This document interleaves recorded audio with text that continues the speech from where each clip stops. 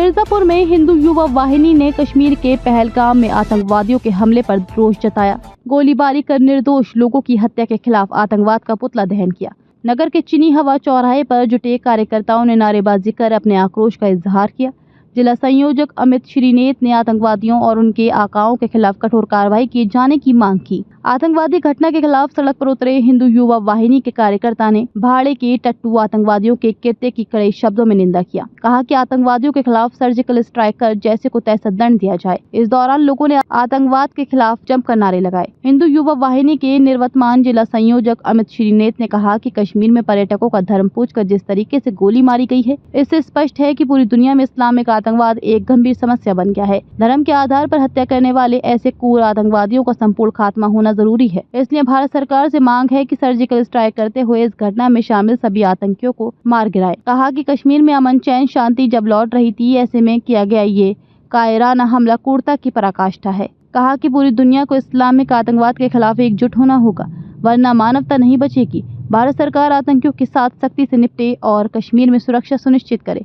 इस मौके पर हिंदू युवा वाहिनी के कार्यकर्ताओं ने इस्लामिक आतंकवाद के खिलाफ जमकर नारेबाजी करते हुए प्रदर्शन किया। कल पहलगाम में यात्रियों पर जिस तरह की दुर्घटना हुई, उनके जात और उनके धर्म को पूछ करके मारा गया। पूरे देश में इस्लामिक आतंकवाद का जो इस समय बढ़ावा है, उसके खिलाफ आज हम लोगों ने आतंकवादियों का पुतला दहन किया है। हिंदू युवा वाहिनी के बैनर तले हम भारत सरकार से मांग करते हैं कि जिस तरह से उन लोगों ने किया है, उसी तरह से उनके ऊपर सर्जिकल स्ट्राइक करके उनका जवाब उसी तरह से दिया जाए।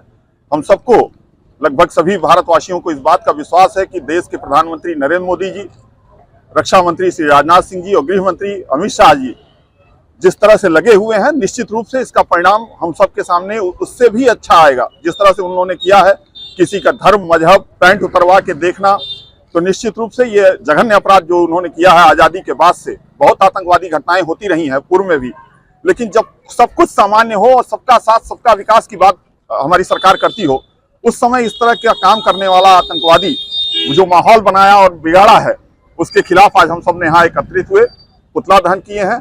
अगर इस पर हम लोगों को सबको विश्वास है, अगर ये कार्रवाई आगे नहीं रुकी तो इसके बाद पुतला दहन और भी सड़कों पर किया जाएगा, जगह जगह पे किया जाएगा, विरोध प्रदर्शन किया जाएगा। और हम सबको लेकिन ये विश्वास है कि रक्षा मंत्री जी, गृह मंत्री जी और माननीय मोदी जी जिस तरह से लगे हुए हैं, निश्चित रूप से इसका परिणाम आएगा। इस्लामिक आतंकवाद का जो है TRS काम की एक कोई संस्था है जिसने ये जिम्मेदारी ली है कि मैंने किया है। निश्चित रूप से इसका खात्मा होना चाहिए और ये इसी आक्रोश के लिए आज हम सब यहाँ एकत्रित हुए थे। वक्फ बोर्ड को लेकर जिस तरह विरोध प्रदर्शन किया गया और इस घटना को लेकर काफी लोग जो बैठे हैं, उससे लेकर क्या?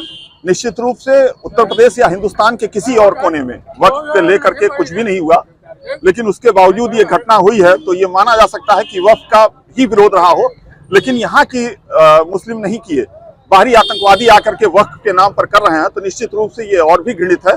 इस पर जितनी सख्त कार्रवाई होगी वही हम लोगों के लिए अच्छा होगा। हम आपके माध्यम से मांग करते हैं कि इस पर सख्त से सख्त कार्रवाई केंद्र सरकार द्वारा होनी चाहिए।